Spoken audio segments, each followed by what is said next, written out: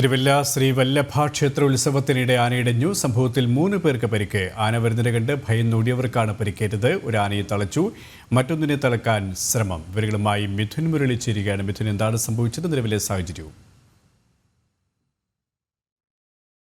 ഉണ്ണിക്കുട്ടൻ, മറ്റൊരു ജയരാജ് എന്ന് പറയുന്ന 2 ആനകൾ. ഈ ഉണ്ണിക്കുട്ടൻ എന്ന് പറയുന്ന ആന ജയരാജ് എന്ന് പറയുന്ന ആനയുടെ പിന്നിൽ കുത്തുകയായിരുന്നു.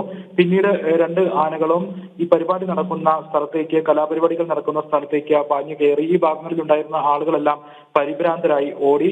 ആനയുടെ മുകളിൽ ഉണ്ടായിരുന്ന കീഴ്ശാന്തിമാരായ 2 പേർക്കും ഒപ്പം മറ്റ് ആളുകൾക്കുമാണ് ഇപ്പോൾ ഈ അപകടത്തിൽ പരിക്കേറ്റിരിക്കുന്നത്. 7 പേർക്കോളം പരിക്കേറ്റിട്ടുണ്ട്. 2 കീഴ്ശാന്തിമാരടക്കം 7 പേർക്കാണ് പരിക്കേറ്റിരിക്കുന്നത്. ഇപ്പോൾ മുഴുവൻ ആളുകളെയും ക്ഷേത്രത്തിന് പുറത്തേക്ക് മാറ്റിക്കൊണ്ട് ഗേറ്റ് അടച്ച് സ്ഥിതിഗതികൾ ശാന്തമാക്കിയിട്ടുണ്ട്.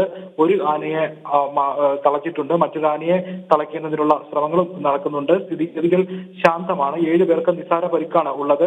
കീഴ്ശാന്തിമാരടക്കമുള്ള 7 പേർക്ക് ഉത്സവ സ്ഥലത്ത് കച്ചവടം നടത്തുന്നതിനടക്കം എത്തിയിരിക്കുന്ന ആളുകൾക്കാണ് നിലവിൽ പരിക്കേറ്റിരിക്കുന്നത്. എന്തായാലും ഒരു ആനയെ തളച്ചിട്ടുണ്ട്, മറ്റൊരു ആനയെ തളയ്ക്കാനുള്ള ശ്രമങ്ങൾ നടത്തുന്നുണ്ട്. സ്ഥിതിഗതികൾ ശാന്തമാണ്. മുഴുവൻ ആളുകളെയും പുറത്തേക്ക് മാറ്റിയിട്ടുമുണ്ട്. കെ.പി.